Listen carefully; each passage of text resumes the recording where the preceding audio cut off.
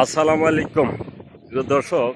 আজকে মরুভূমির ভিতরেই আসছি বলা চলে। মরুভূমির ভিতরে এই যে শহর গড়ে উঠতেছে, তো এখানে কিছু কাজকর্ম করতে আসছি অনেক দিন পরে। এই টাইপের একটা কাজ আছে। আসলে এটা যে এই যে মরুভূমির সমাজ কাজে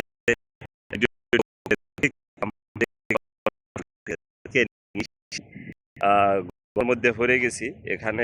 আর যাই এখন 50 ডিগ্রি, এটা কুয়েত। তা আপনি মনে করেন 50 ডিগ্রির কাছাকাছি টেম্পারেচার কিভাবে অনুভব করতে পারে? এই যে দেখেন না, এই বালু, এই বালুতে কিন্তু হাত দেওয়া যায় না। বালুতে হাত দিলে আহ, আমাদের দেশে যে মুড়ি না, বালুটা এরকম হাতের ভিতরে নেওয়া যায় না, এমন অবস্থা।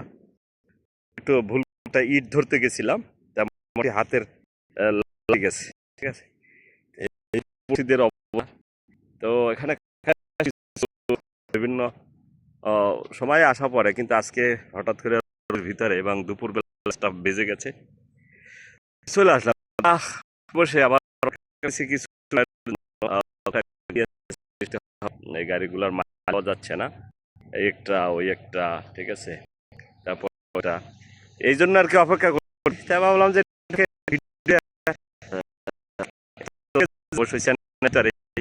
তারপরে যারা আছে বিভিন্ন সময় বলবে যে এই রকমের গরম না বা ঠান্ডা না, ঠিক আছে।